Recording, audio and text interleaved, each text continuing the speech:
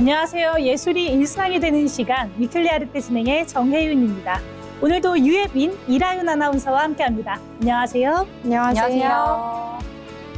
쏟아지는 정보와 수많은 관계 속에서 온전히 나 자신으로 머무는 시간이 하루에 얼마나 되시나요? 가끔은 주변의 소음을 잠시 동안 끄고 내 마음이 집중하는 소리에만 가만히 집중하고 싶어질 때가 있습니다. 우리가 객석의 조명이 어두워지는 순간을 기다리고 또 책장의 첫 페이지를 넘기는 이유도 아마 이 때문이겠죠. 공연장과 책을 읽는 그 시간은 복잡한 세상에서 잠시 벗어나 진짜 내 안의 감정들과 마주할 수 있는 가장 편안한 공간이기 때문인데요. 오늘도 분주한 하루를 보낼 여러분들께 조용한 마음을 부르고 가만히 기대어 쉴 수 있는 이야기들을 정성껏 준비했습니다. 먼저 주목할 만한 무대들을 만나보는 픽스테이지 시간입니다. 오늘 소개할 작품은요. 대학로를 대표하는 흥행작이자 하나의 장르가 된 스테디셀러 창작 뮤지컬 사의 찬미입니다. 이번 공연은 2026년 6월 16일부터 9월 6일까지 대학로 링크 아트센터 페이크홀에서 관객들을 만나고 있는데요. 이 개막 초반부터 높은 몰입감으로 굉장히 화제를 모으고 있습니다. 우선 이 작품은 1926년 8월 4일 새벽 관부 연락선 도쿠 주마루에서 흔적도 없이 사라진 극작가 김우진과 소프라노 윤심덕의 실화를 모티브로 삼고 있는데요. 미스터리한 실종 사건의 가상의 인물을 결합해서 과거와 현재를 유기적으로 오가는 웰메이드 팩션 뮤지컬입니다. 네, 실화가 주는 묵직함에 또 여기에 서사가 더해졌다고 하니까 제 호기심을 자극하는데요. 그런데 이 작품이 원래는 다른 이름으로 시작됐다고 들었어요. 그 번화 과정이 궁금합니다. 네, 맞습니다. 2013년과 2014년 재연 당시에는 인물들이 가진 어둡고 우울한 심리에 맞춰서 글루미데이라는 타이틀로 무대에 올랐었는데요. 이후 2015년부터는 사면에 이르러서 서사를 조금 더 정교하게 다루면서 삶과 죽음을 보다 강력한 대립으로 드러내고 또 윤심덕의 대표곡이라고 할 수 있는 사의 찬미로 이름을 바꾸어서 지금의 스테디셀러 작품으로 자리 잡게 됐습니다.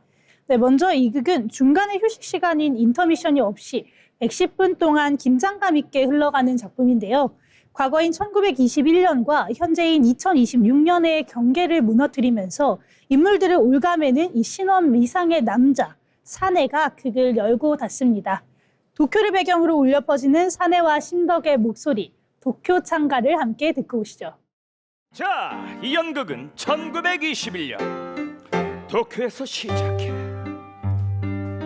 시를 주는 사람, 떠나는 사람, 춤을 추는 사람, 꿈을 꾸는 사람, 저마다 개성을 노래하는 곳, 여기는 도쿄.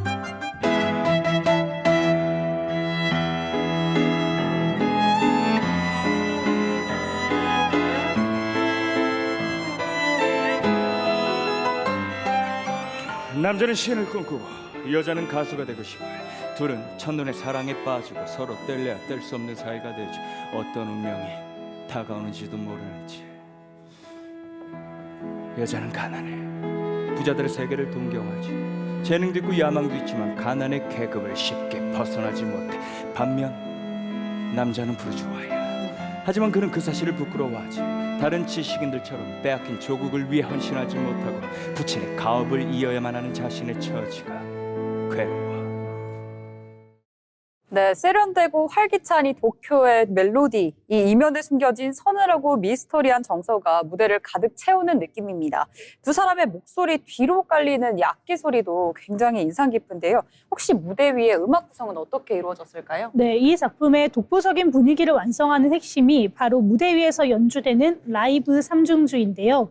피아노와 바이올린, 첼로의 세 악기가 배우들의 미세한 호흡과 감정 변화에 맞춰서 이 실시간으로 선율을 얹어줍니다. 때로는 날카롭게, 또 때로는 가슴 시리게 서정적으로 흐르는 현악과 건반의 조화가 인물들의 비극적인 심리를 촘촘하게 묘사를 해주는데요. 이 극 중에 있는 김우진은 사대부가의 장손으로서 부친의 가업을 이어야 하는 현실적인 숙명과 또 예술적인 자아 사이에서 괴로워하면서 심한 신경 쇠약을 겪는 인물로 그려집니다.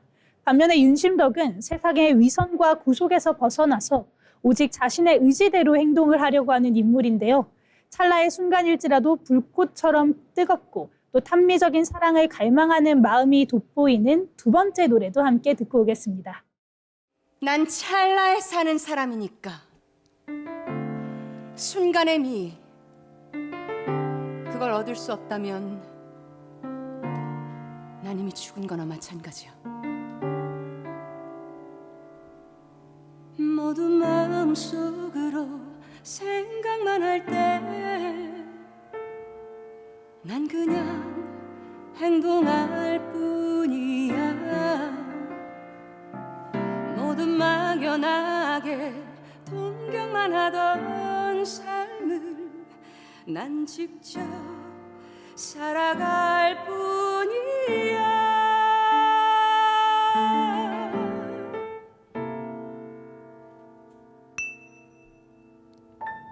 밤에도 낮에도 난 사랑을 속삭일래. 둘이서 영원한 하나임을 확인할래. 내 안의 젊음을 뜨겁게 불살라. 내 몸도 내 마음도 모두 열어보여줄래. 난 그런 단미적인 사랑 그런 순간의 기쁨을 난 원해. 단미적인 사랑 그런 순간의 기쁨을 난 원해.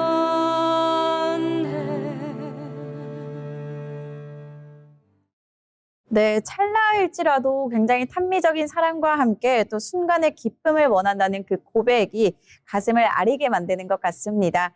타인의 시선에 개의치 않으면서도 또 내면의 유약함을 지닌 인물의 입체적인 매력이 돋보였는데요. 그런데 두 예술가를 조정하려 드는 그 사내라는 가상인물은 그 안에서 어떤 역할을 했을까요? 네, 이 사내는요, 두 사람에게 친절한 조력자처럼 다가오지만 이 본질은 그들을 자신이 설계한 비극으로 이끄는 굉장히 파멸적인 존재인데요. 결국에는 그 덫 위에서 심덕은 총을 든 채 홀로 쓰러져서 삶의 지독한 허무함을 노래하게 됩니다. 작품의 상징이자 또 우진에게 마지막 인사를 건네며 부르는 윤심덕의 노래를 함께 듣고 오시죠. 광막한 광야를 달리는 인생아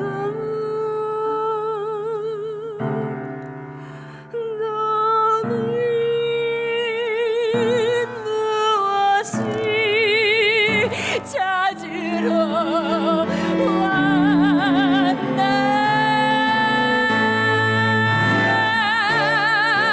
왔나. 눈물로 된 이 세상이 나 죽으면 그만일까. 행복 찾는 인생아 찾는 것은 소름일 뿐. 광막한 광야를 달리는 인생아 너는 무엇을 찾으러 왔나. 이래도 한 세상 저래도 한 세상 돈도 명예도 사랑도 싫다. 네, 돈도 명예도 또 사랑도 다 싫다면서 이 쓰러진 심덕의 목소리에 이 세상에 대한 지독한 이 서름과 외로움이 그대로 느껴지는 것 같습니다. 광막한 이 황야에 혼자 남겨진 쓸쓸한 정서가 무대를 압도하면서 마음이 참 먹먹해지는 것 같습니다. 이번 2026년 무대를 빛내주고 있는 캐스팅 라인업도 상세히 짚어주시죠. 네, 이 현실과 이상 사이에서 끊임없이 고뇌하는 극작가 김우진 역에는 온주환, 임준혁, 선한국, 이진혁 배우가 참여할 예정이고요. 또 시대의 당상이 맞선 조선 최초의 소프라노 윤심덕 역에는 최여우, 여은, 정우연, 김수현 배우가 무대에 오릅니다. 또 이들의 운명을 쥐고 흔드는 미스터리한 사내 김지온, 사내 역에는 김지온, 유연석, 원태민, 김창종 배우가 참석하여서 이 소름 돋는 광기와 매혹적인 중저음을 보여줄 예정이라고 합니다. 이 공연은 현재 관람하실 수 있는데요. 매주 월요일을 제외하고 화요일부터 일요일까지 다양한 시간대에 만나보실 수가 있고요. 가격은 R석이 77,000원, S석이 66,000원, A석이 55,000원으로 구성되어 있습니다. 네, 이렇게 들어보니까 화려한 무대 장치나 또 자극적인 전개 대신에 인물들의 팽팽한 연기, 또 그 라이브 연주가 빚어내는 아우라에 온전히 스며들 수 있는 참 깊이 있는 공연이다 이런 생각이 듭니다. 그리고 또 밀도 높은 감정에 몰입을 원하는 관객분들에게 더할 나위 없는 최고의 선물이 될 것 같아요. 네, 맞습니다. 이 뮤지컬 사회찬미는요, 타인이 정해놓은 비극적인 결말에 순응하지 않고 또 온전한 자유를 위해서 스스로 몸을 던졌던 찬란한 두 예술가의 이야기인데요. 이 어두운 시대를 뚫고 나간 그들의 치열하고 또 아름다운 선택을 무대 위의 라이브 연주와 함께 직관해 보시길 권해드리겠습니다. 오늘의 픽스테이지 뮤지컬 사회찬미였습니다. 이렇게 뮤지컬 공연을 함께 만나봤는데요. 다음 무용 이야기도 함께 나눠보려고 합니다. 예빈 아나운서, 오늘은 어떤 내용인가요? 네, 오늘은 조금 특별한 무대를 소개해드리려고 합니다. 전 세계 수많은 예술가들이 모여서 공연을 하고요. 또 함께 창작 활동도 하고 심지어는 영화도 상영하면서 시민들과 직접 소통하는 거대한 예술축제인데요. 서울 문화비축기지 곳곳에서 펼쳐지는 제9회 아츠인탱크 무용축제 인 코리아가 열립니다. 올해로 9회를 맞은 이 축제는 미국과 프랑스, 또 호주와 독일, 영국과 중국, 일본 등 이렇게 총 12개국의 예술가들이 참여해서 동시대 무용의 다양한 흐름을 선보일 예정입니다. 단순히 일회성으로 공연을 하는 게 아니라 이 며칠 내내 즐길 수 있는 약간 그야말로 댄스 축제 이런 것 같다는 생각이 드는데요. 그런데 저는 사실 이 제목부터 좀 신기하더라고요. 아츠인 탱크라고 했는데 이 무용 축제에 탱크라는 이름이 들어가는 건가요? 네, 맞아요. 저도 처음 들었을 때 무용축제와 탱크가 어떤 관련이 있는지 너무 궁금했어요. 그렇죠. 사실 이 비밀은 축제가 열리는 장소에 있습니다. 아츠인탱크 무용축제가 열리는 문화비축기지는 원래는 석유를 저장하던 거대한 탱크 시설이었는데요. 1970년대 오일 쇼크 이후 만들어진 공간으로 오랜 시간 일반인 출입이 제한됐던 공간이었습니다. 그런데 이 산업시설이 지금은 공연과 전시가 열리는 문화예술공연장으로 재탄생한 건데요. 그래서 탱크 안에서 펼쳐지는 예술, 즉 산업유산 공간 속에서 새로운 예술을 만들어낸다는 의미를 담아서 아츠인탱크란 이름이 붙여진 겁니다. 이렇게 이야기를 듣고 나니까 저는 이 축제의 이름이 조금 더 특별하게 느껴지는 것 같습니다. 맞습니다. 실제로 공연도 일반 극장이 아닌 탱크 공간, 야외 무대에서 진행이 되는데요. 그래서 작품을 보는 재미뿐만이 아니라 공간 자체를 경험하는 즐거움도 있습니다. 이렇게 그럼 여기서 먼저 아츠인탱크의 프로모션 영상을 함께 보고 오겠습니다. 작년이었던 2025년 영상인데요. 이 영상을 보시면 축제의 분위기와 느낌을 한 번에 이해할 수 있겠습니다. 자, 그러면 함께 보고 오시죠.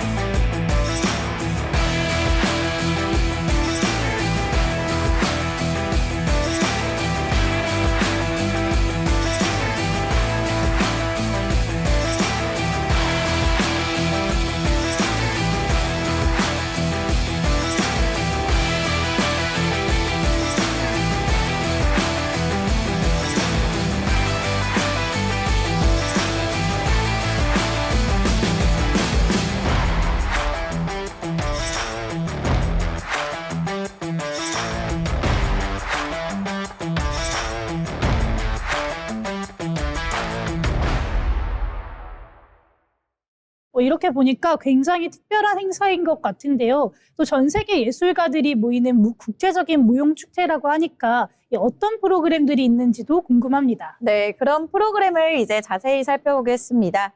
축제의 중심이 되는 프로그램은 바로 마라톤 공연인데요. 6월 30일부터 7월 3일까지 진행됩니다. 국내외 공모를 통해서 선정된 약 20여 편의 작품들이 릴레이 형식으로 이어지는데요. 현대무용부터 한국무용, 또 커뮤니티 댄스, 이렇게 모든 장르를 합친 융복합 공연까지 다양한 장르의 작품들을 한자리에서 만나볼 수 있습니다. 네, 하루 동안 여러 작품을 연달아서 만나는 것이 굉장히 좋은 것 같습니다. 맞아요. 이렇게 국적도 다르고 또 창작 방식도 다른 안무가들의 작품을 한 번에 만나볼 수 있기 때문에 세계 무용계가 어떤 흐름으로 변화하고 있는지 직접 느껴볼 수 있는 좋은 프로그램입니다. 그러면 이렇게 마라톤 공연 말고도 또 저희가 꼭 주목해서 봐야 할 프로그램이 있을까요? 네, 이번 축제의 또 다른 특징은 바로 국제협업 프로젝트입니다. 먼저 프랑스 안무가죠. 얀 르레로와 김영미 댄스 프로젝트가 함께 만드는 국제협업 공연이 준비되어 있는데요. 서로 다른 문화권의 움직임이 만나서 어떤 작품으로 탄생할지 기대를 모으고 있습니다. 또 하나 주목할 만한 프로그램이 있습니다. 바로 MDD 국제협업 프로젝트인데요. 미국과 호주, 중국 등 총 5개국의 예술가들이 함께 참여해서 축제 기간 동안 공동 창작을 진행하고 또 마지막 날은 쇼케이스까지 발표한다고 합니다. 네, 서로 다른 문화권의 움직임이 만나서 한 작품을 만든다고 하니까 굉장히 기대가 되는 것 같습니다. 또 특별한 점은 무용가들만 참가하는 게 아니라고 들었어요. 네, 맞습니다. 방금 말씀드렸던 것처럼 MDD는 댄스와 뮤직, 그리고 디지털 아트 이렇게 세 분야가 함께 만드는 프로젝트인데요. 무용과 음악, 또 그리고 디지털 기술이 만나서 동시대 무용의 새로운 가능성을 보여줄 예정입니다. 자, 그러면 아츠인탱크의 역대 작품을 한번 살펴보겠습니다. 2020년도에 ING 콜라보 그룹의 무용과 또 음악 협업 작품인데요. 춤을 위한 음악의 재해석, 바흐와 이자이란 작품입니다. 서로 다른 시대를 살았던 바흐와 또 이자이의 곡이 융합되어서 춤을 위한 곡으로 새롭게 디자인된 건데요. 클래식 음악과 현대춤의 조합이 굉장히 신선한 작품입니다. 자, 그러면 함께 보고 오시죠.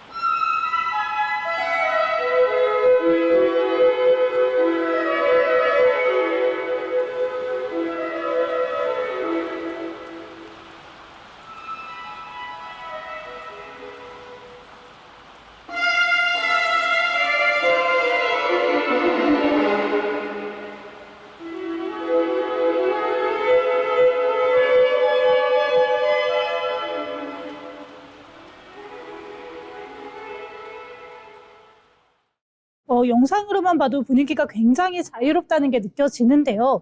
또 무대가 아닌 이렇게 야외, 또 탱크에서 진행되는 게 정말 새롭습니다. 맞습니다. 이렇게 실제로 아츠인 탱크는 국제 교류의 강점을 가진 축제인데요. 프랑스와 미국 등 총 8개 해외 협력기관과 네트워크를 구축하고 있습니다.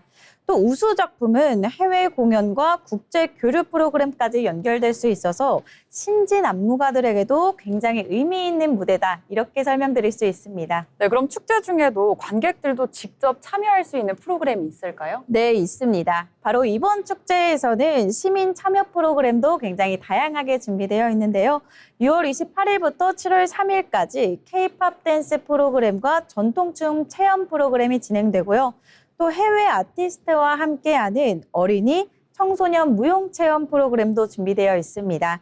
특히 미국의 무용 교육자이자 에이미 차바세가 진행하는 시민 참여 워크숍도 마련되어 있는데요.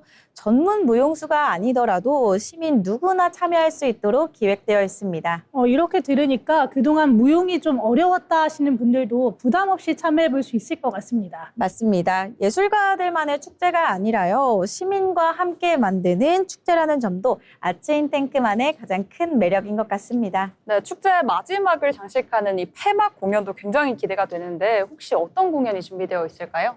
네, 현재 공개된 축제 프로그램 기준으로는요. 7월 3일 오후 7시 30분에 문화 비축기지 탱크2 야외 무대에서는 마라톤 초청 공연이 열립니다. 먼저 국립국악중학교의 축하 공연이 준비되어 있고요. MAP 무용단, 그리고 판댄스 컴퍼니, 그리고 미국의 마크 곤잘르 무용단과 에릭 물 프로젝트가 무대에 올라갈 예정입니다. 이렇게 국내 작품부터 또 해외 초청자까지 있으니까 정말 이 무용 축제답다, 이런 생각이 드네요. 네, 맞습니다.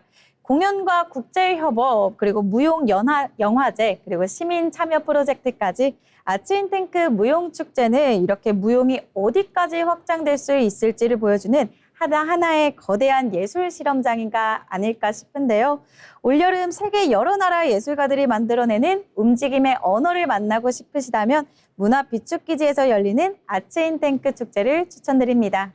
네, 이렇게 색다른 무용 공연들을 한눈에 만나볼 수 있는 아츠인 탱크 축제 알아봤습니다. 이 문학 비축기지에서 펼쳐질 움직임의 향연들이 정말 기대가 되는데요. 한번 가보셔도 굉장히 좋을 것 같습니다.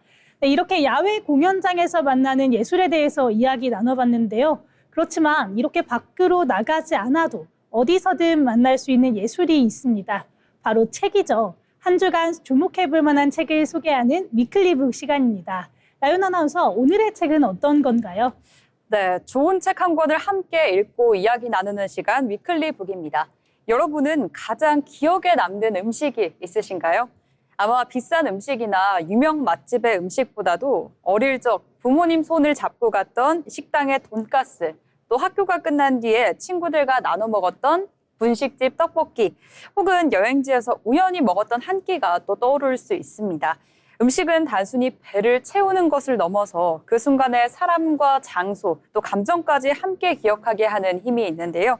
오늘 소개해드릴 책은 바로 그런 이야기를 담고 있습니다.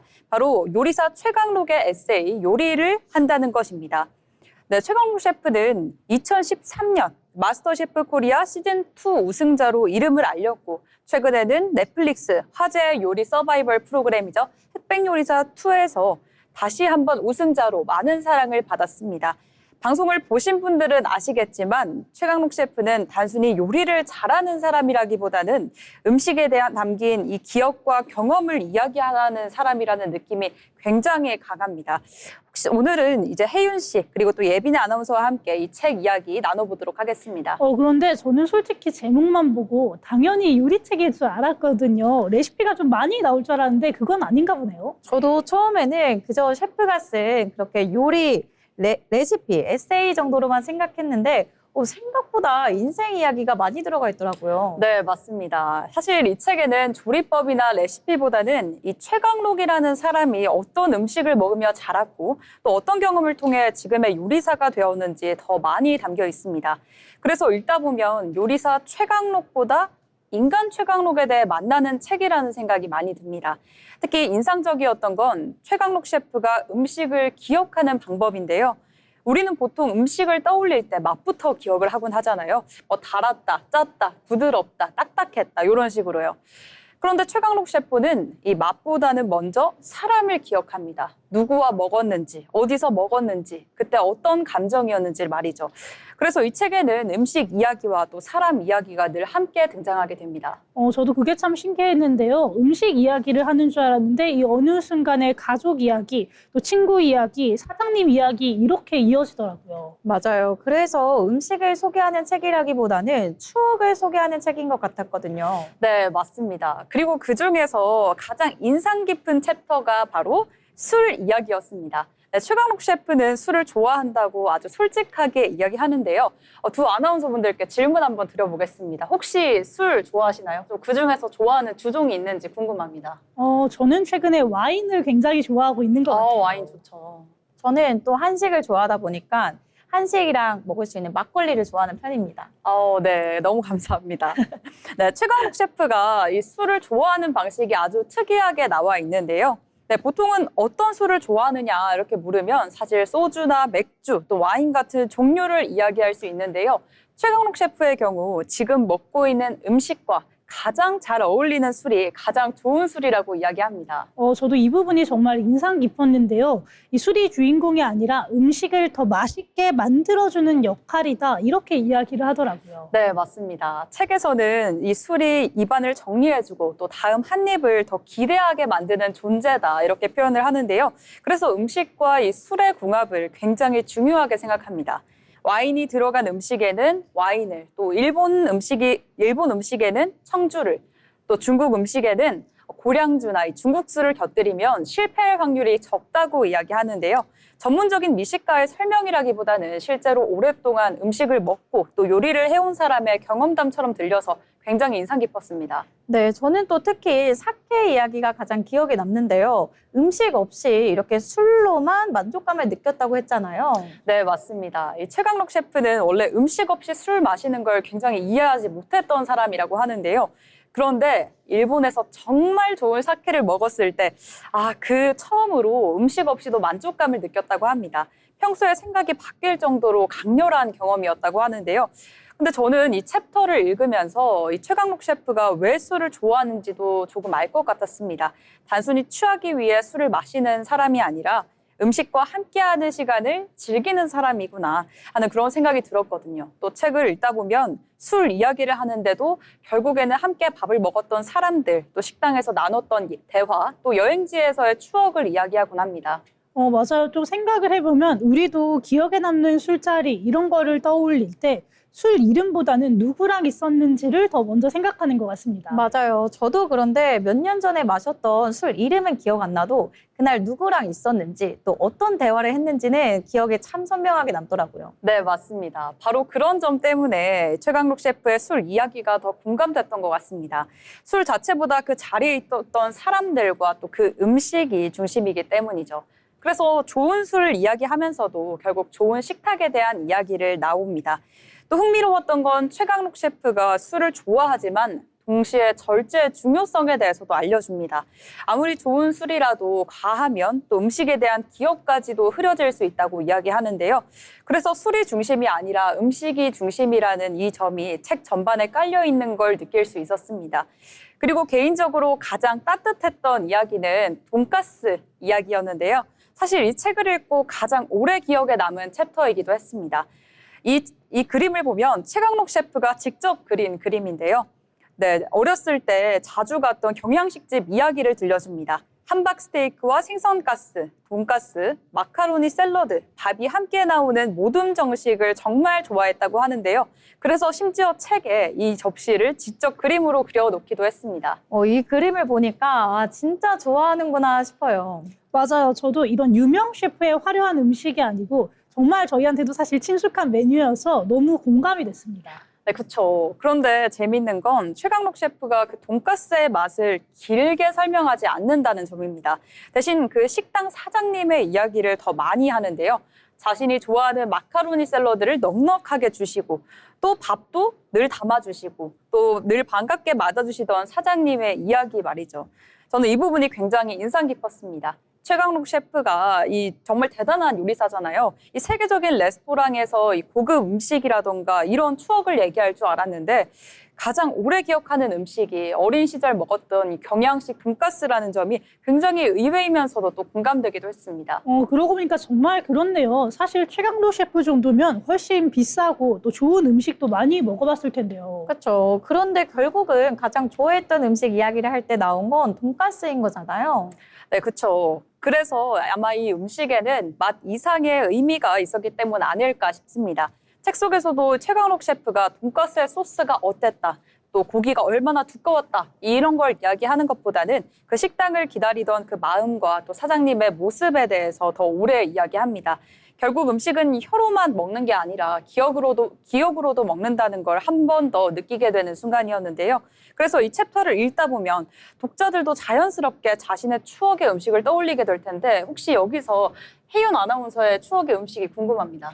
저는 어릴 때 부모님이랑 굉장히 자주 가던 경양식 집이 있거든요. 네. 약간 최강록 셰프랑 비슷한데 돈가스 이렇게 나오고 함박스테이크가 나오던 그런 경양식 집이 생각이 납니다. 네, 예빈 아나운서는요? 저는 학교 앞에서 먹었던 떡볶이집이 아직도 그렇게 생각을 납니다.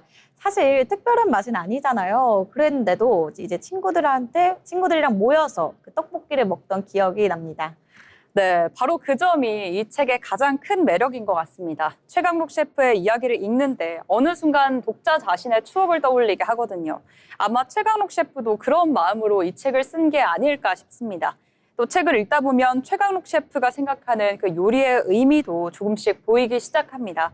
요리는 단순히 배를 채우는 일이 아니라 이 사람을 기억하는 방법이고 또 시간을 기록하는 방법인데요. 그래서 그는 화려한 기술보다도 한 접시에 담긴 그 이야기를 더 중요하게 생각합니다. 네. 정말 이 흑백 요리사를 봤을 때도 저는 요리 자체보다 왜 이 음식을 만들게 됐는지 이런 설명하는 부분이 굉장히 인상적이었거든요. 맞아요. 요리사인데 사실 이야기꾼 같다 이런 생각이 들더라고요. 네, 저도 같은 생각을 했습니다. 이 책을 읽고 나면 최강록 셰프는 단순히 요리를 만드는 사람이 아니라 사람들의 기억을 요리하는 사람이다 이런 생각이 드는데요. 요리를 한다는 것, 이 책은 화려한 요리 기술이 아니라 이 성공한 셰프의 자서전이 아닙니다. 한 사람이 음식을 통해 기억하고 또 사랑했던 순간들을 담아낸 기록에 가까운데요. 최근 흑백 요리사를 통해서 최강록 셰프를 알게 되신 분들이라면 그의 요리 철학은 조금 더 깊이 이해할 수 있는 시간이 될 것 같습니다.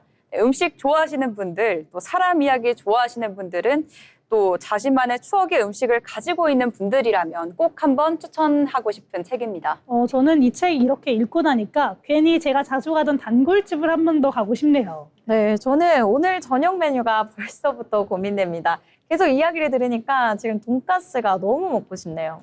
네, 오늘 소개해드린 책 최강록의 요리를 한다는 것이었습니다. 여러분도 이 책을 통해서 자신만의 추억의 음식은 무엇인지 한번 떠올려 보시고 그리고 여러분들께서도 한번 찾아보시면 좋을 것 같습니다. 지금까지 위클리북이었습니다. 네, 이렇게 최강록 셰프의 요리를 한다는 것 책 이야기 함께 나눠봤습니다. 이번 시간은 앞선 픽스테이지에서 만나본 공연 속에서 또 주목할 만한 인물들을 만나보는 픽피플 시간입니다. 앞선 픽스테이지에서 무대 위에 강렬한 에너지를 뿜어내는 뮤지컬 사회 찬미 함께 했는데요. 이 시대의 아픔을 노래하던 주인공들의 모습이 저는 여전히 잔상으로 남아 있습니다. 오늘 픽피플에서는 그 뜨거웠던 무대에 실존 인물이죠. 한국 최초의 소프라노이자 1920년대 가장 뜨거운 스포트라이트를 받았던 신여성 윤심덕의 삶을 한번 이야기해 보려고 합니다. 네, 앞서 픽스테이지에서 무대를 보면서도 계속 가슴이 먹먹했었는데요. 1926년 8월이죠. 관부 연락선에서 김우진과 함께 현해탄에 몸을 던졌던 그 사건은 당시에는 조선 전체를 뒤흔들 정도로 엄청난 충격이었다고 들었어요. 네, 맞아요. 또 그 신문 사회면을 도배할 만큼 대단한 가십거리였다고 하는데요. 네, 전라도 거부의 아들이자 또 천재 극작가였던 김우진과 또 당대 최고의 스타였던 이 윤심덕의 동반 자살은 수많은 억측과 또 허무맹랑한 루머까지 나왔습니다. 네, 맞습니다. 그만큼 대중이 받아들이기 힘들었던 사건이었던 셈인데요. 1897년 평양의 가난한 집안에서 태어나 윤심덕은 이 총독부 관비 유학생으로 선발이 되어서 일본 도쿄 음악학교로 유학을 떠난 최초의 조선인이었습니다. 키가 크고 또 활달한 성격 덕분에 유학 시절에는 늘 동경의 대상이었다고 하는데요. 1923년 귀국 독창회를 열자마자 단숨에 스타가 되었지만 화려한 이름 뒤의 현실이 참 비루했다고 합니다. 정통 성악 공연만으로는 가난한 가족을 부양할 수 있는 생계 유지가 불가능했기 때문인데요. 네, 큰 뜻을 품고 돌아온 예술가에게 당시 조선의 문화적 토양이 너무 척박했다라는 생각이 듭니다. 생계를 위해 그리고 정통 클래식을 포기해야 했을 때 정말 무척 괴로웠을 것 같아요. 네, 맞습니다. 그녀는 대중가요를 부르고 또 라디오 방송에 출연을 하면서 필사적으로 돈을 벌어야만 했는데요. 극단 토월회에 들어가서 배우로 무대에 서기도 했지만 정말 안타깝게도 그녀의 서툰 연기로 혹평을 받으면서 흥행에 참패하고 말았습니다.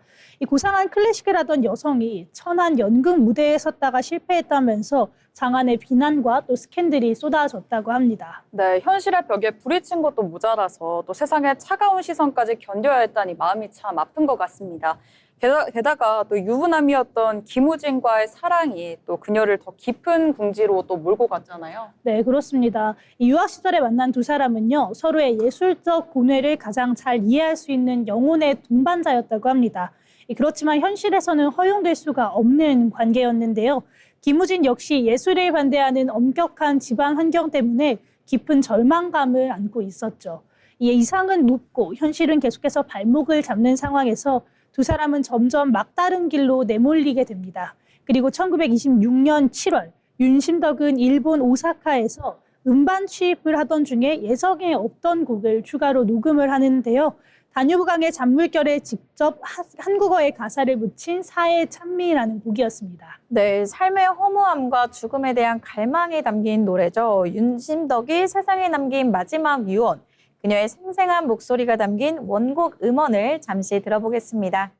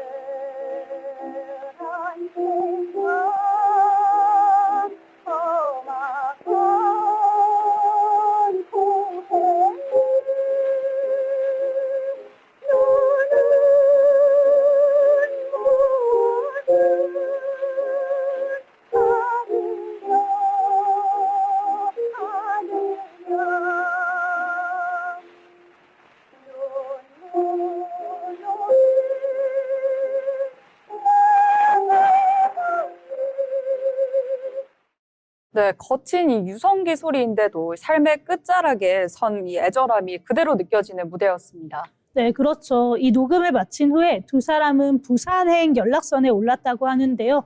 그러고 나서 결국엔 돌아오지 못할 선택을 합니다. 이 비극적인 소식 이후 음반이 10만 장 넘게 팔려 나가면서 조선 전체를 울렸는데요.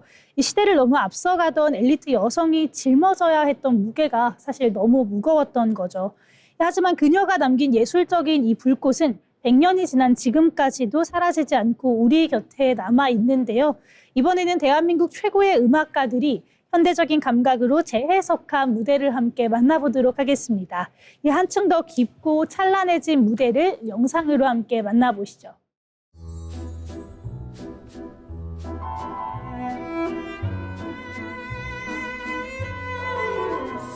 쓸쓸한 세상 험악한 고해에 너는 무엇을 찾으러 가느냐 웃는 전과 우는 전색이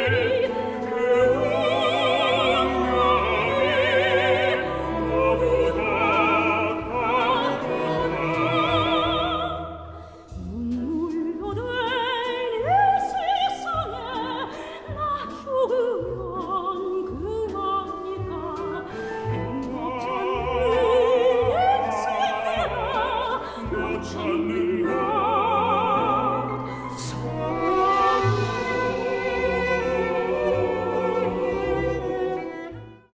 네, 임선희님의 맑은 음색과 또 길병민님의 묵직한 저음이 어우러지니까 마치 두 사람의 영혼이 무대 위에서 다시 만나서 서로를 위로하는 듯한 느낌이 드네요. 네, 당시에는 이 허무한 유언처럼 들렸던 노래가 또 오늘날 무대 위에서는 시대를 버텨낸 예술가들을 향한 찬란한 헌사처럼 느껴집니다. 네, 비록 생은 또 비극으로 끝났지만 그들이 남긴 예술은 또 이렇게 살아 숨쉬고 있습니다. 네, 맞습니다. 이렇게 허영과 인습에 가득 찬 세상에서 온몸으로 부딪혔던 신여성 윤심덕, 이 척박한 땅에 서양 음악의 씨앗을 뿌리고 자신의 고통을 예술로 승화시키려고 했던 그녀의 몸부림이 사실 결코 퇴색될 수 없을 것 같습니다. 이 어두운 바닷속으로 사라진 비운의 스타가 아니라 시대를 치열하게 고민했던 예술가로 그녀를 기억해 주길 바라는 마음이 듭니다. 오늘의 픽피플 윤심덕이었습니다. 네, 그럼 다른 사람도 함께 만나봐야 되겠죠? 예빈 아나운서, 오늘은 어떤 분을 만나볼까요? 네, 여러분은 혹시 오래된 인연과 다시 만나서 새로운 이야기가 시작된 적 있으실까요? 오늘 소개해드릴 인물은 한 통의 SNS 메시지로 세계의 무대로 향하게 된 발레리나입니다. 바로 국립발레단을 거쳐 올해 비엔나 국립발레단 입단을 앞두고 있는 김별 발레리나에 대해서 알아보겠습니다. 한 통의 SNS 메시지로 또 세계 무대까지 갔다라는 얘기가 저는 벌써부터 궁금한데요. 네, 그러게요. 또 비엔나 국립발레단이면 세계적으로 손꼽히는 이 무용단인데 어떤 이야기가 숨어 있을지 굉장히 기대됩니다. 네, 김별 무용수는 예원학교를 졸업한 뒤에 보다 많은 시간을 발레를 투자하기 위해서 홈스쿨링을 선택했었습니다. 어린 시절부터 발레에 대한 열정이 남달랐다고 하는데요. 스스로를 다른 취미가 없을 정도로 발레만 아는 사람, 이렇게 표현하기도 했습니다. 실제로 발등 라인을 만들기 위해서 발레 스틱을 착용하고 잠들었고요. 또 내일은 발등이 좀 더 예쁘게 만들어지게 해주세요라고 기도할 정도라고 했습니다. 와, 이렇게 들으니까 정말 발레를 사랑하는 마음이 느껴집니다. 그렇죠? 그 노력은 결과로 이어졌습니다. 2018년 독일 탄츠올림픽 2위를 차지했고요. 2019년 코리아 국제 발레 콩쿠르에서는 금상, 서울 국제무용 콩쿠르에서는 2위를 기록하면서 어린 시절부터 실력을 인정받았습니다.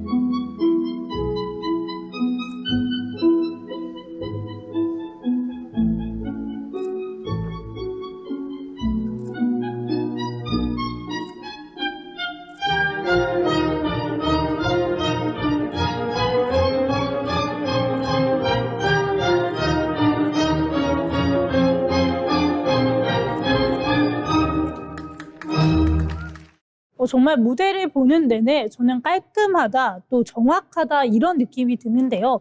사실 이렇게 어린 시절부터 두각을 나타냈다라면 해외 무대 진출도 일찍 준비했을 것 같습니다. 그렇죠. 그런데 의외로 김별 발레리나는 차근차근 성장한 무용수에 가깝습니다. 2021년 국립발레단 준단원으로 입단한 뒤에 군무를 담당하는 코르드 발레 단원으로 활동하면서 경험을 쌓아갔는데요. 그리고 그 후에 많은 사람들에게 이름을 알리게 된 작품이 있습니다. 바로 호두깎이 인형이죠. 당시 김별은 주인공 마리 역에 발탁되면서 발레계에 새로운 주목을 받게 됩니다. 네, 군무만 맡던 단원이 또 대형 레퍼토리의 주인공으로 발탁된 거네요. 맞습니다. 안정적인 클래식 테크닉과 또 맑고 순수한 표현력이 강점으로 평가받으면서 젊은 무용수는 이례적으로 주역 무대를 맡게 된 겁니다. 이렇게 들으니까 비엔나 이 발레단에 입단했다는 이야기가 정말 궁금한데요. 어떻게 그런 기회가 생기게 됐나요? 네, 사실 이 이야기에는 한 통의 SNS 메시지보다 먼저 시작된 인연이 있는데요. 김별 무용수는 과거 한 클래스에서 현재 비엔나 국립발레단 예술감독인 알렉산드라 페리를 만나게 됩니다. 당시 페리 감독은 수업을 듣고 있는 김별을 눈여겨본 뒤에 당신의 춤이 매우 아름답고 또 마음에 든다며 직접 칭찬을 건넸다고 합니다.